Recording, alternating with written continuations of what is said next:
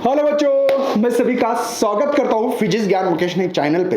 यार मुझे अक्सर बहुत सारे बच्चे के मैसेज, कुछ पेरेंट्स के फ़ोन से, कुछ पेरेंट मुझे तो बोलते हैं सर मेरे बच्चे पे ना यार फिजिक्स बहुत हार्ड जाता है।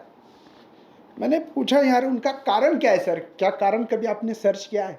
नहीं, बोले सर मेरा बच्चा बोलता है, मेरा जो उसके दोस्त भी है जो सीनियर थे वो भी बोलते रहते हैं कि अक्सर कि यार कि physics is very hard subject. और क्या कारण हो सकता है, मुझे इसका एनालिसिस करो। और इसके कारण आज का वीडियो बनाया जा रहा है। शायद उसमें से कुछ बच्चे आप भी हो सकते, कमेंट में बताना हाँ सर मेरे लिए फिजिक्स सही में हार्ड है। बच्चों मैं एक बात बोलूँगा, अगर ये चीज़ें फॉलो करोगे तो आपके दिमाग से भी ये चीज़ मैं रिमूव करने के लिए यहाँ पे प्रेजेंट हूँ। 17 साल से मैं स्टडी कर रहा हूँ और 17 साल से पढ़ा रहा हूँ फिजिक्स के बारे में। इसका कारण भी हम लोगों ने सर्च किया और इसमें रेशो कहीं ना कहीं बहुत सारे बच्चों को ज़्यादा मिलता है। तो इस चीज़ को हम लोगों को आज कहीं ना कहीं पूरा वीडियो सुनने से हो सकता है कम, तो मेरे साथ बने रहिए। सबसे पहला पॉइंट है यार, हम लोगों ने सुन के बहुत सारा डिसाइड करते हैं। मुझे एक आपसे बात पूछनी है, क्या इस दुनिया में हम लोगों को बचपन से बोला जाता है क्या बहु भूत है बरा बोलते हैं ना भूत है भूत है। कितने बच्चे हैं इस चैनल पे जो मुझे देख रहे हैं, कमेंट में बताना कि सही में सर मैंने भूत देखा है। और देखा है तो मेरे घर पे आके मुझे दिखाना पड़ेगा, ओनली कमेंट डालने से नहीं होता भैया। हम लोगों को डराया जाता है कहीं कुछ ना कर बैठा मेरा बच्चा, और एक डर पैदा किया है। मैंने तो नहीं देखा भैया, कितने सालों से मैं सुनते आ रहा हूं भूते है ना। तो भूत बोलने के बाद और अकेला रहना तो वो आदमी को डर भी पैदा करता है। भूतासुर भूतासुर चलो भागो यहां से, कहीं जंगल में गए अकेले हो, डर पैदा होता है। तो बेटा ऐसा ही फिजिक्स के बारे में कहीं ना कहीं एक अफवाह फैला गई है, और वो अफवाह है कि फिजिक्स बहुत हार्ड है। अरे नहीं है बेटा, जैसे भूत नहीं है दुनिया में वैसे फिजिक्स भी हार्ड नहीं है। हमने डिसीजन लिया है, हमने सुना है, हमने इन्वायरमेंट क्रिएट किया है, बाकी कुछ नहीं। अब इसका कारण सुन लीजिएगा। देखो सबसे तो सीनियर से सुन के या फिजिक्स हार्ड लगता है, हमारे पेरेंट्स हो, कोई भी हो, आपके पेरेंट्स भी हो सकते, कोई एमएससी मतलब पढ़े हो तो वो भी बोलते होंगे। तो एक्चुअली ऐसा कुछ नहीं है, सुन के हम लोगों ने इस सब्जेक्ट के बनाए। क्या कारण है? पहला पॉइंट है बेटा, प्रैक्टिकल नॉलेज हम लोग लेते नहीं है। क्या? Practical knowledge. अब प्रैक्टिकल नॉलेज कहां से ले सर, हम तो यूट्यूब पे पढ़ रहे हैं। नहीं, कॉलेज में प्रैक्टिकल होते हैं ना बेटा, जाओ वहां पे प्रैक्टिकल करो कम से कम। बहुत सारे बच्चे कॉलेज ही नहीं करते।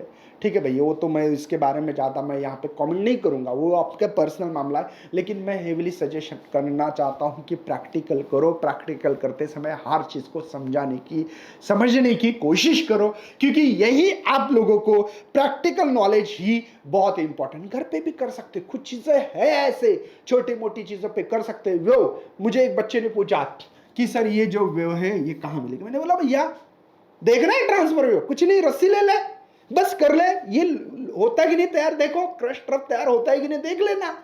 ये सिंपल सिंपल चीजें घर पे कर सकते हो यार, कुछ नहीं है। जैसे कि किसी ने मुझे बोला चार्ल्स लॉ, मैंने बोला दूध का एग्जांपल देख भैया, देखो टेम्परेचर बढ़ने से वॉल्यूम बढ़ता है कि नहीं, है मेरा एग्जांपल है। प्रेशर लॉ, ये लिसाक लॉ बोलते हैं उसको। अरे देख ना, तेरे घर में खिचड़ी पकती होगी ना, प्रेशर कुकर देख सकता है, सिलेंडर देख सकता है, देख थोड़ा सा सोच इसके बारे में। तो ये थिंकिंग होना बहुत जरूरी मेरे ख्याल से। फिजिक्स जब पढ़ोगे तब एक बात क्या बेटा, फिजिक्स जब पढ़ोगे तब प्रैक्टिकल नॉलेज तो इंपॉर्टेंट है, फिजिक्स में थिंकिंग इंपॉर्टेंस है। फिजिक्स के लिए क्या इंपॉर्टेंस है? फिजिक्स के लिए आप लोगों के लिए क्या है? Thinking important. थिंकिंग करो, कुछ चीजें नहीं होती लेकिन थिंक करना पड़ती है। हम लोग थिंकिंग नहीं करते, सोचते नहीं है। देखो यार, मैं मतलब क्लेम नहीं कर रहा हूं, बोल रहा हूं जैसे मैथ में फार्मूले के ऊपर थिंकिंग नहीं की जा सकती। किसी ने आज तक थिंकिंग नहीं की है सर a प्लस बी का स्क्वायर, इसका formula square plus B square plus टॉय से भी, खत्म किस्सा भैया, नो थिंकिंग। बट यहां पे थिंकिंग करना पड़ेगा। फिजिक्स यही खासियत है कि आप लोगों को प्रैक्टिकली चीजें करवाने की कोशिश करता है। जैसे कि मैं एक्सेलरेशन कभी नहीं पढ़ाता, बच्चे को बोलता भैया तू स्कूटी चलाता है क्या, स्कूटी की स्पीड किस पे डिपेंड करती है, तो बच्चा बोलता है सर एक्सेलरेटेड। बेटा वो एक्सेलरेशन वहां से ये चीज मतलब वेलोसिटी चेंज होना मतलब एक्सेलरेशन, तो वो एक्सेलरेटेड। गाड़ी का, स्कूटी का, वो तो पता। मतलब ये सिंपल सिंपल थिंकिंग है बेटा। मैथ्स में कभी tan का मतलब नहीं समझा जाता है, फिजिक्स में है इसका मतलब भैया। जब जब जहां पे हम लोग ऐसे स्पर्श करके चले जाते हैं वहां पे tan थीटा आता है। मतलब मैथ्स में इसका मतलब नहीं है, लेकिन फिजिक्स में है इसका कुछ ना कुछ। वो आपको नॉलेज गेन करने के हिसाब से इस टर्म को यूज किया जाता है। तो ये सबसे मेन फिजिक्स में थिंकिंग करना बहुत ही जरूरी है। मतलब प्रैक्टिकल नॉलेज, फिजिक्स के लिए थिंकिंग आपकी होनी चाहिए। सोचो, सोचने से सब कुछ मिलता है यार। मेरे पास एक मिल्टन की बोतल है, मैं उसको जब जब दिखता हूं उसको मुझे देखो हम लोगों को open system, close system and isolated system thermodynamics में, मैं आइसोलेटेड मानता हूं। क्यों? उसमें से ना हीट बाहर जाती है ना कंटेंट को बाहर जाने देता, मतलब मैटर को बाहर जाने देता है ना, बराबर है ना। तो उसको कहता हूं मैं आइसोलेटेड सिस्टम। मतलब पानी की बोतल दिखा, मेरे दिमाग में फिजिक्स आ गया भैया। चाय गर्म हो रही है, ठंडी हो रही है, न्यूटन्स लॉ ऑफ कूलिंग का लॉ ध्यान में आता है। मतलब हर चीज जब जब दिखता हूं, देखता हूं, उस टाइम पे भैया मैं थिंक करता हूं, फिजिक्स आता है। कैपेसिटर आ गया, फैन को कैपेसिटर लगाते हैं। क्यों बेटा? सडनली एनर्जी प्रोवाइड करके काम करता, मतलब एनर्जी स्टोर करता कैपेसिटर। तो हर चीज के ऊपर थिंकिंग करना चालू करो, शायद फिजिक्स हम लोगों को कहीं ना कहीं इजी जाने में हेल्प कर सकता है। याद रखो, किसी ना किसी चीज से रिलेशन तैयार करो, ये बहुत इंपॉर्टेंट है। नेक्स्ट बेटा, सबसे मेन मैं हमेशा बोलते रहता हूं, ये तो सुना होगा, पॉजिटिव थिंकिंग। अगर आपको कोई डेरिवेशन नहीं आ रहा है, कुछ नहीं आ रहा है, तो हम लोग हर टाइम वहां पे कहीं ना कहीं टूट जाते हैं। कहीं ना कहीं उस चीजों को हम लोगों को ऐसा लगता है कि नहीं यार ये हार्ड है, मैं नहीं देखूंगा। नहीं बेटा, रेगुलरिटी रखो, एक ना एक दिन इजी बन जाती है वो चीज। मैं हमेशा बहुत सारी चीज़ों से मैं आपको हमेशा बोलता हूँ यार कि देखो, कोई चीज़ से हमेशा फैमिलियर रहोगे ना तो वो चीज़ जल्दी से आ जाती है। मैं क्या बोलता हूँ, जैसे कि मैं आपके घर में आ गया, मेरे यहाँ पे काली पट्टी बांध के रखी, मुझे बोला कि भाई सर मुझे एक गिलास पानी लेके दो या पानी लेके आओ, मैं नहीं ला सकता। लेकिन वही काली पट्टी आपके घर में आपको अगर यहाँ पे बांधता हूँ और आपको बोला कि जा भैया आप किचन में जा और एक गिलास पानी ला, तो आप इजीली ला सकते हो, क्योंकि आप अपने घर के हर चीज के यहाँ पे फैमिली रो पता है, तो अंदाज से लेके आ सकते हो। क्यों भैया अंदाज? क्योंकि इतनी प्रैक्टिस है, इतने दिन अपने घर में वो टाइम आपने वहां पे इन्वॉल्व हो चुके हो। तो ये फर्क होता है यार। तो पॉजिटिव थिंकिंग रहो, आज नहीं आया तो कल आएगा, परसों आएगा, लेकिन मैं करके दिखाऊंगा। ये थिंकिंग बहुत इंपॉर्टेंट है। उसके बाद में आप लोगों को चौथी चीज, मोस्ट आईएमपी चैप्टर की लिस्ट बनाओ, जो कि कोई भी सब्जेक्ट हो सकता है, फिजिक्स हो सकता है, केमिस्ट्री में तो फिजिक्स मोस्ट इंपॉर्टेंट चैप्टर बनाओ, और जो आपको इजी भी लगे। इससे क्या होता है, मेरे इतने चैप्टर हो गए, एक कॉन्फिडेंस डेवलप होता है, और वो हार्ड वाली चीज को नहीं क्या काटते जा रहे। बेटा देखो, हम लोग हमेशा प्रैक्टिकल नॉलेज, इससे फिजिक्स का डर थोड़ा सा कम हो जाएगा। फिजिक्स में थिंकिंग कर रहे हो और इजी, तो कहीं ना कहीं हम लोग ये फिजिक्स हार्ड जो शब्द है ना बेटा, इसको कट करते जा रहे, कहीं ना कहीं इसको तोड़ रहे हम लोग, और इसको इजी बनाने की तरफ हमारा स्लोप जा रहा है बेटा। पॉजिटिव थिंकिंग से क्या होता है कि हम हिम्मत नहीं हारते, डिमोटिवेट नहीं होते। मोस्ट इंपॉर्टेंट चैप्टर करोगे, जैसे 16 चैप्टर है, आपने ऐसे माने कि इजी और मोस्ट इंपॉर्टेंट 10 चैप्टर है, तो आपको लगेगा यार 10 चैप्टर आपको पता होना चाहिए यार, कि 98 मार्क का पेपर आता है। कितने? 98। अगर आपने 10 चैप्टर किए ना, मैं यकीन के साथ बोलता हूं 98 में मार्क का पेपर आता है, आपको 70 मार्क का सॉल्व करना। मैं इतना बोलूंगा, आपको 50 के प्लस मार्क ले सकते हैं इसमें, और ये 30 प्रैक्टिकल के 80 मार्क तो इजी ले सकते हो 10 चैप्टर करके भी। इसका भी प्लान मैंने बना के दिया था आपको। मोस्ट इंपॉर्टेंट चैप्टर की लिस्ट बनाना है, ताकि इससे आप लोगों को बहुत बड़ा एक बुक रीडिंग इंपॉर्टेंस है। उसके बाद क्या है, बुक जो रीड कर रहे हो बेटा, ओनली रीड करना ही हमारा काम नहीं है। बुक रीडिंग जब कर रहे हो, आप लोग हाइलाइटर यूज करते हो, डेफिनेशन है, हाइलाइटर यूज करो, इसको याद करो अच्छी तरह से। कैसे? देखो, कभी कभी फार्मूले से स्टेटमेंट बनता है, आपको principle of parallel axis perpendicular axis का थ्योरम पता होना चाहिए। IO इज इक्वल टू, देखो, IC प्लस MH², इसी फार्मूले से स्टेटमेंट बनता है। Moment of inertia of a body about given axis is defined as, या सम है ना, एडिशन दिखता है ना, sum moment of inertia of body about an axis passing through the centre and product of mass of body and square of the distance between two parallel axis. देखो इससे मैंने इससे सेंटेंस बनाया, मतलब बुक रीडिंग करते हुए ये formula, इसके ऊपर कोई स्टेटमेंट बनता है, कभी कभी डिफाइन भी बनती है ना, देखा होगा फार्मूले से, मतलब छोटा सा एक कुछ याद रखो, इससे फार्मूला तैयार कर सकते हैं या फार्मूले से स्टेटमेंट तैयार कर सकते हैं। ये चीजें सीखो, नॉलेज गेन करना चाहिए। देखो पढ़े ना, न्यूज़पेपर पढ़ रहे, नॉलेज कुछ गेन नहीं कर रहे भैया, ही बात नहीं है, संपला विषय भावा, यहाँ ऐसा नहीं है। बुक रीडिंग करते समय हर चीज पे ध्यान होना चाहिए, ठीक है। अंडरलाइन करो इंपॉर्टेंट फार्मूले, कोई यूज होगा इंपॉर्टेंट, कोई एक आधा वर्ड रहता बहुत इंपॉर्टेंट रहता, उसके नीचे अंडरलाइन या हाइलाइटर से हाईलाइट करो, इससे बहुत आप लोगों को हेल्प मिलती है। स्टेटमेंट हो जो भी आपको इंपॉर्टेंट लगता है, ठीक है।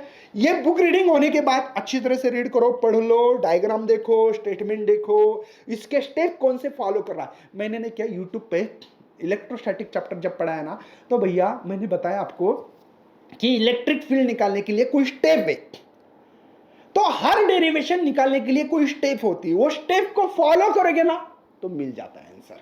सही में बता रहा हूं यार, ये रियलिटी है। तो उसके बाद में 6 नंबर पे डेरिवेशन प्रैक्टिस, डेरिवेशन अच्छी तरह से करो, डेरिवेशन प्रैक्टिस होनी चाहिए।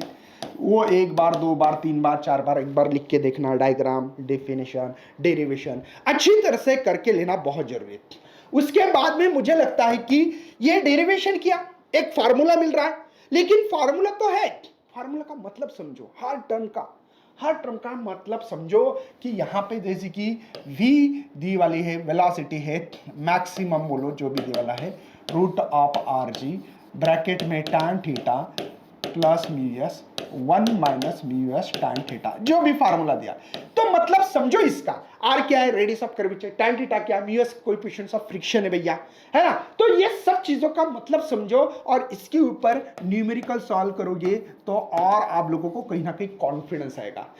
देखो पहले book reading, derivation practice, numerical होने के बाद आप लोग क्या करोगे बेटा, एमसीक्यूज करोगे। और एमसीक्यूज इसलिए करना, ऐसे कर रहा उसमें नॉलेज गेन करना चाहिए। देखो एमसीक्यूज करोगे, अरे मुझे आंसर नहीं आ रहा, इसका मतलब आपने नॉलेज गेन नहीं किया है, समझे क्या।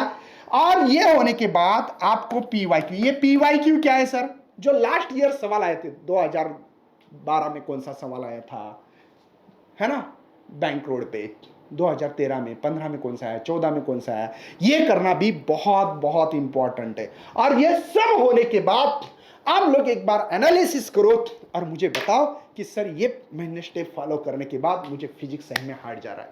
अगर तो भी जा रहा है भैया, आपके लिए, ऐसे ही स्टूडेंट के लिए हम लोगों ने एक शौर्य बैच लॉन्च किए। सर इस शौर्य बैच क्या है भैया, शौर्य बैच एक ऐसी बैच है जो स्टेप में बोल रहा हूं ना, इस स्टेप को फॉलो करने वाली, और आपको आपका एम को, जो भी एम होगा उस एम की तरफ लेके जाने वाला एक रास्ता है। और उस रास्ते के इसमें हम लोग हेल्प करने वाले Dinesh sir, Soin sir, Mukesh sir है। ये पता है आप लोगों को, यूट्यूब पे हम लोग इतने दिन से काम कर रहे हैं, बच्चों को कैसे तैयार किया जा सकता है ऑनलाइन तरीके से कम फीस में। बेटा मैं बोलता हूँ आप लोगों को इतनी फीस दे के भी ध्यान नहीं दिया जाएगा। यहाँ पे हमारी डाउट सेशन में टीम है बेटा, हम लोग नोट देंगे, डीपीपी देंगे, जो चीज़ चाहिए वो चीज़ देने वाले, ठीक है ना। हाँ एक चीज़ नहीं दे सकते कि आपके घर पे आके पढ़ाना आप लोगों को इसमें फिजिक्स इंडिविजुअली पढ़ना है, पढ़ सकते हो, केमिस्ट्री पढ़ना है केमिस्ट्री, मैथ्स पढ़ना है मैथ्स, लेकिन मैं आपको सजेशन देना चाहता हूँ कि आप लोग पीसीएम ग्रुप ले लिए। क्यों, एक तो पैसा कम लगता है, नंबर 1, नंबर 2 हम लोग तीनों टीम जो है मीटिंग करके आप लोगों से कुछ शेयरिंग करते हैं हर चीज़ की, ठीक है। तो ये इसमें टाइम टेबल बेटा, ये बैच 6 तारीख से स्टार्ट हो चुकी है। 6 से 7 मैथ दिनेश सर आप पे होता, 7 से 8 फिजिक्स मुकेश सर पीजीएमएन आप पे, 8 से 9 chemistry Soin sir all about chemistry. इसमें आप लोगों को शौर्य बैच फिजिक्स अगर पढ़ना चाहते हो, बहुत सारे बच्चों को फिजिक्स में ही ज़्यादा प्रॉब्लम होता है, तो ओनली 1999 रुपीज़ में ये फिजिक्स ले सकते हो बेटा। मैं बोलता हूँ एक बार 2000 बहुत बड़ी बात नहीं है यार, बहुत बड़ी बात नहीं, सही मैं बता रहा हूँ।